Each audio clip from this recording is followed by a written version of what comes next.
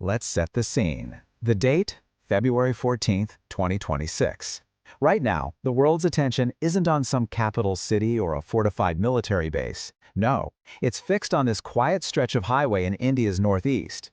In just a few moments, the line between civilian life and military might is about to be completely erased. And with it, the strategic map of Asia is going to be redrawn. For good. Just look at this. This is the Moran bypass in Assam. And what you're seeing, it's not a drill. I want you to imagine the sound, the sheer roar of those engines, the ground literally shaking as a 74-ton C-130J Super Hercules, an absolute beast of a military transport plane, slams down onto a public highway. And who's stepping out? The Prime Minister of India. You see, this one single, audacious move, just 300 kilometers from the tense border with China, is so much more than a photo op. It's a declaration. Because what we're really witnessing here is a very carefully calculated signal. It's a message sent not with words, but with the thunder of 4 Rolls-Royce turboprop engines, and it's meant for a very specific audience, in Beijing and probably beyond. India has just shown the world that in a fight, its entire highway system can become an instant, sprawling Air Force base. But this highway landing? It's really just the tip of the spear. It's just one move in a much, much larger game with incredibly high stakes. So over the next few minutes, we are going to pull apart India's massive 2026 defense pivot. We're going to connect the dots between these highway runways, a $39 billion fighter jet deal, and a really painful crisis right at the heart of India's dream of self-reliance. Stick with us. This is a deep dive you won't want to miss. Okay, so to really get why landing a military transport plane on a highway is such a big deal, you have to ask yourself a simple question. If you were going to attack another country, what's the very first thing you'd aim your missiles at? They're air bases, right? You paralyze their air force, you've basically crippled their entire military right from the get-go. The military has a term for this, of course. A2/AD, or anti-access/area denial. It's a fancy way of saying, I'm going to keep you out of the fight by blowing up your ability to even launch a response. For years, military planners in India have worried that their big airfields in the east, places like Chabua and Tezpur, were basically just sitting ducks for a first strike. So the billion-dollar question is, how do you fight back against that? Well, you counter it with this, the ELF, or Emergency Landing Facility. And let me tell you, this is not just a road. It's a 4.2-kilometer stretch of hardcore engineering. We're talking pavement-quality concrete, reinforced to handle the crushing weight of a fully loaded C-130 and the scorching heat blasting from a Sukhoi 30's afterburners. It's basically a hidden sanctuary disguised as a public highway. And here's the kicker. India isn't just building one of these, it's building 28 of them. Now this number, 28, it represents something huge. It's the creation of this decentralized, scattered, and incredibly tough grid of runways all across the country. It makes the Indian Air Force almost impossible to pin down. I mean, how do you destroy an airbase when the airbase is the entire national highway system? It's an absolute game changer.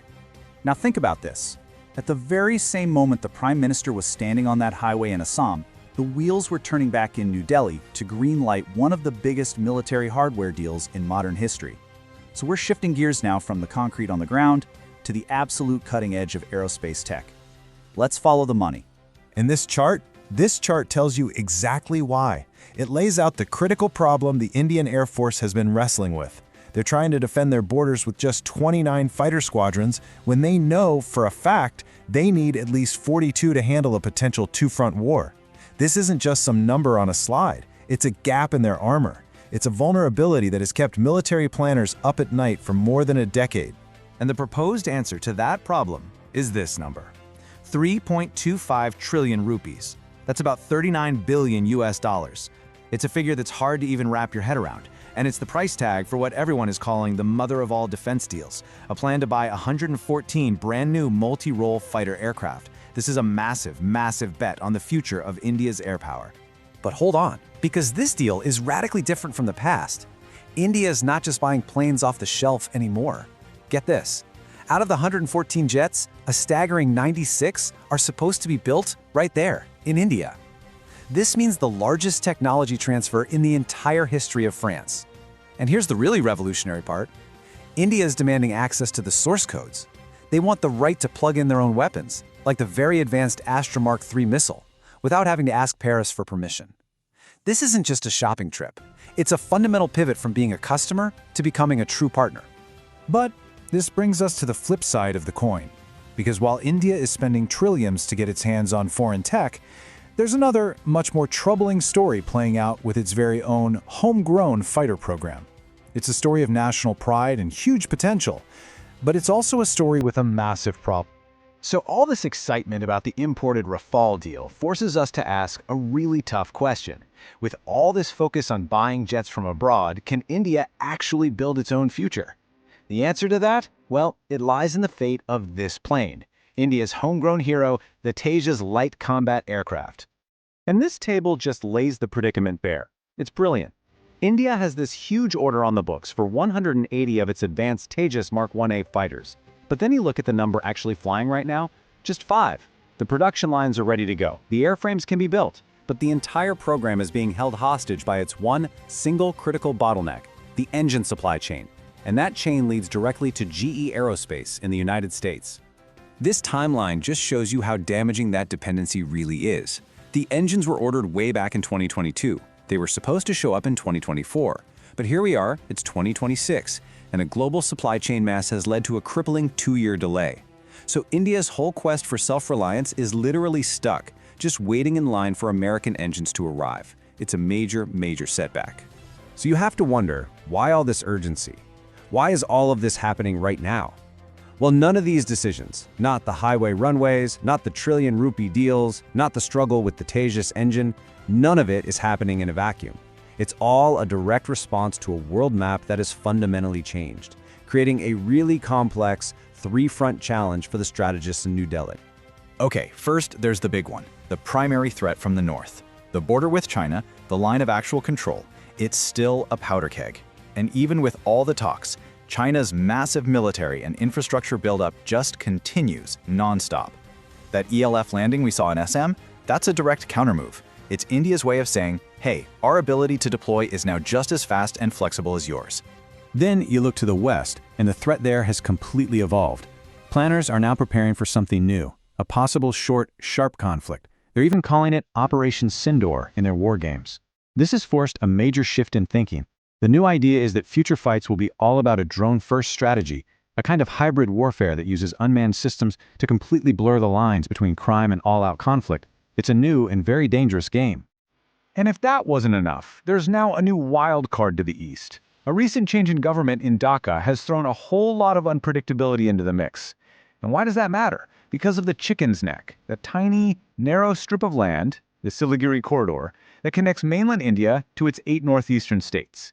Any instability in Bangladesh is a direct threat to this supercritical artery, creating what strategists are now calling a triple threat scenario. So when you've got new threats and new hardware, you need a new set of rules. The final, and honestly probably the most important piece of India's 2026 pivot, isn't made of metal or concrete, it's policy. It's about completely rewriting the rulebook for how India buys, builds, and even thinks about the tools of war.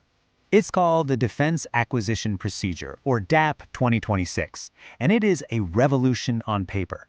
First, it demands that 60% of any defense contract's value has to be created inside India.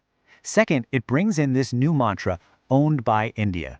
It explicitly bans so-called black box technology, where Indian engineers can't open, fix, or upgrade their own gear. And maybe most ambitiously of all, it tries to cut the buying time from a painfully slow 10 years down to a lightning-fast 24 months. And at the end of the day, all of this, the policy changes, the huge investments, the strategic signaling, it's all being driven by one core, painful lesson. A lesson learned the hard way from the Tejas crisis. It's a lesson that's best summed up by this quote you hear a lot now in New Delhi's defense circles. If you don't own the engine, you don't own the war. Which, of course, leaves us with one fundamental question. As India tries to navigate this new world, what is the more critical priority? Is it to immediately strengthen its air force with 114 of the world's best jets? Or is it to finally solve the deep systemic problem of the Tejas engine crisis and make sure that the future of its defense is truly and completely in its own hands? What do you think? Thanks for taking this deep dive with me into India's defense pivot. I hope you found it as fascinating as I did. Let me know what your take is down in the comments. And hey, don't forget to subscribe for more explainers just like this one. Stay informed.